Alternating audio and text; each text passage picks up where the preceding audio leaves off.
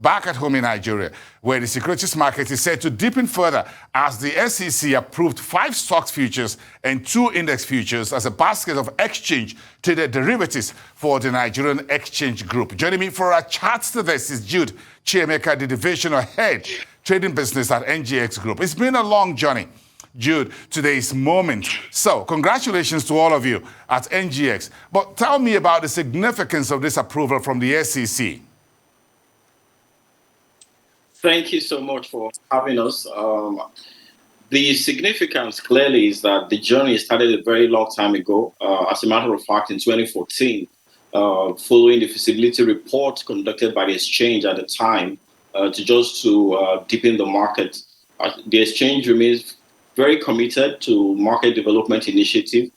And at the time, there were some rudimentary requirements for derivatives markets that were not in place. But following all the heavy liftings that have occurred, especially in the part of the Securities and Exchange Commission in Nigeria, we have seen a whole lot of those things in place at the moment. So this is perhaps leading to the very grand finale of a long journey that started in 2014 as we are set by these approvals of this contract to begin to launch the product in the local environment.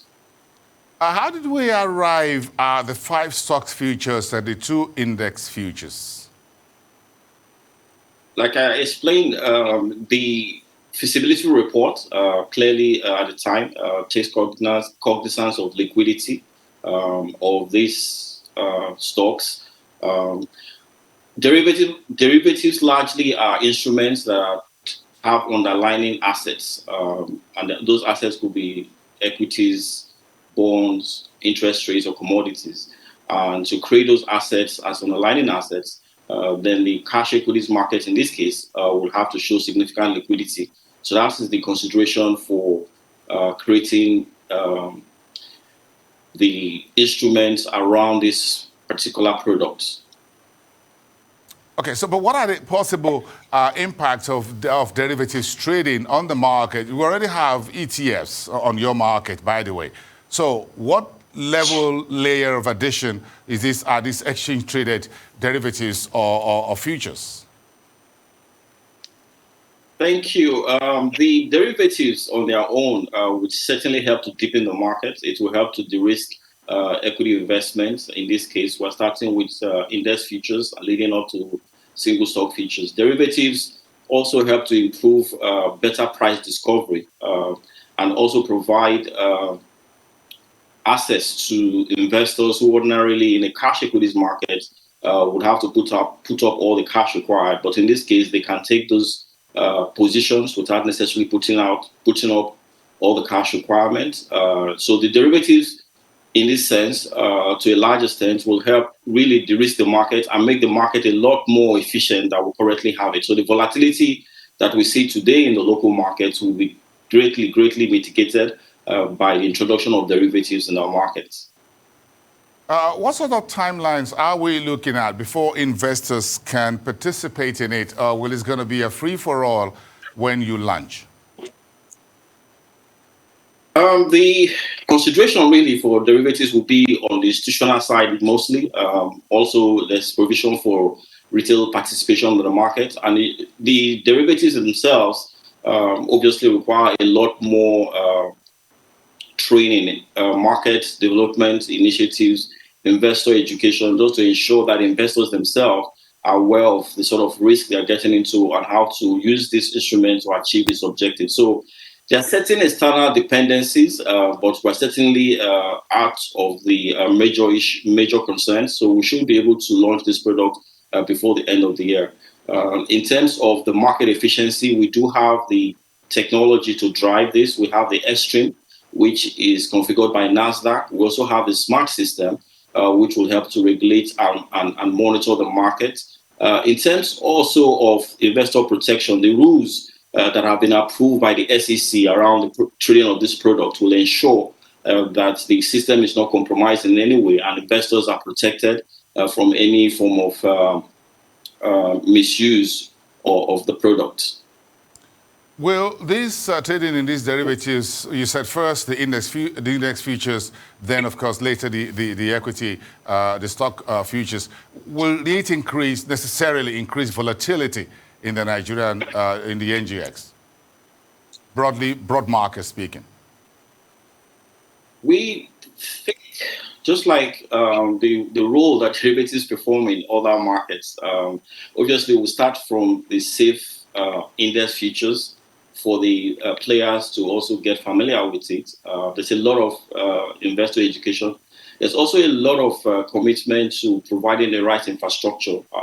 The CCP, which is the Central Counter Party, yeah, plays a critical role in this the trading of derivatives. So in terms of managing the risk, both in the sense of trading license holders as well as the clearing members, ensuring that there's a proper mark to market on a daily basis, and also ensuring that the process itself of trading are in line with international best practices. So we believe that with the introduction of derivatives, we'll just certainly be having a much deeper market, and people can hedge in a more efficient manner, and it will allow even greater participation in the market. And the herd mentality and the one-sided movement that typically see in the market will definitely be greatly mitigated by the use of derivatives to control market volatility. Yes, so this is coming through with institutional investors. In terms of the dealing members, would they all be participating, or you're likely going to have a select few of them getting started? What will be the criteria? There are minimum operating standards required for derivatives trading. Clearly, technology will play a key part. Capital registration in terms of capital adequacy for the players in line with the SEC approvals. And so we have trading license holders today who are able to trade across the various segments of the assets that the exchange has. And so those trading license holders are also able to trade derivatives in line with the registration that they have with the SEC. But they are required to have the minimum operating standards around technology. Client account onboarding largely will be focused in terms of the technological configuration, the fixed OMS protocols that they have. And we have seen quite a lot of the trading license holders who have indicated interest to trade this product. So we believe that clearly, as we begin to trade, we'll see more participation from these trading license holders.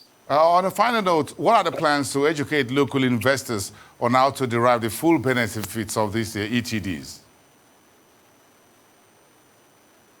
I'm sorry, I didn't get the question. Yeah, I was talking about how to educate local investors. What's the plan on how to get the full benefits of the ETDs?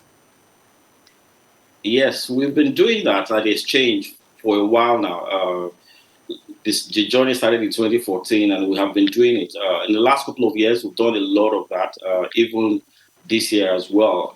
Just engaging the various investor communities, the retail investors, the institutional investors, as well as the market participants along various groups, the trading license members, leveraging our partnerships with international partners, being a member of the World Federation of Exchanges, just ensuring that investors themselves have a proper understanding of what it takes to trade this product and participate in an efficient manner to de-risk their portfolios. And we continue to do all these pockets of trainings, ensuring that we meet the international standards in the local environment. So that engagement, it's an ongoing exercise, and it will continue until we launch the product.